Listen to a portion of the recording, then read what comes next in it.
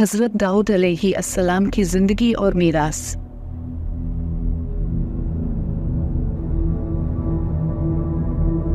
हज़रत दाऊद अलैहिस्सलाम की ज़िंदगी ईमान, जुर्रत और फज़ल इलाही का मुनबोलता सबूत है। फ़लस्तीन की कदीम सरज़मीन में फितना और फसाद के दौर में पैदा हुए हज़रत दाऊद का सफ़र फतूहात और फितनों से निमटते हुए गुज़रा। बिलाखिर वो इस्लाम के सबसे ज़्यादा काबिल एहतराम पैगम्बरों में से एक बन गए।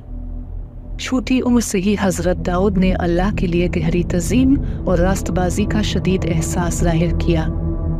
एक सुरीली आवाज़ और शायरी के हुनर से नवाजा, उन्होंने अपने खालिक की इबादत में तस्कीन हासिल की। उन्होंने किताब लिखी जो बाद में ज़बूर के मुक़द्दस सहीफ़े के नाम से मशहूर हो गई। जैसे जैसे हज़रत दाऊद की शोहरत बढ़ती गई, इसी तरह अहल फ़लस्तीन में भी उनका असर और रसूख बढ़ता गया। इसके ईमान की मजबूती और दानिशमंदी ने उन्हें बादशाहों और आम लोग दोनों में यकसा तारीफ़ का हामिल बना दिया, जिससे इनकी हतमी तौर पर तख्त पर चढ़ने की राह हमवार हुई। लेकिन यह ताकत अवकार नहीं था जिसने हज़रत दाऊद को तहरीक दी, बल्कि ये इंसाफ और रास्तबाजी के लिए उनकी वाबस्तगी थी। बादशाह के तौर पर उन्होंने इंसाफ और हमदर्दी के साथ हुकूमत की, इस बात को यकीनी बनाते हुए कि मजलूमों के हुकूक को जाए और शर पसंदों का हिसाब लिया जाए। हज़रत दाऊद की सबसे ज़्यादा पायदार मरासों में से एक उनकी ज़बरदस्त जंग जो गोलियत पर फतह थी। ये एक ऐसा कारनामा था जिसने ईमान के एक चैंपियन के तौर पर उनकी साख को मुस्तहकम किया। हज़रत दाऊद अल्लाह पर अपने ईमान और दलील के सिवा किसी चीज़ के बगैर हज़रत दाऊद ने हिम्मत और अज़्म के साथ दीव का सामना किया।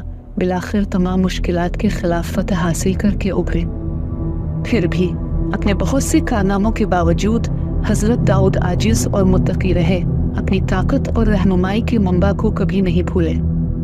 उन्होंने अल्लाह की बख्शिश और रहमत की तलब जारी रखी, इस बात को तस्लीम करते हुए कि हकीकी कामयाबी दुनियावी दौलत ताकत में नहीं, बल्कि रूहानी तकमील और इलाही फजल में है।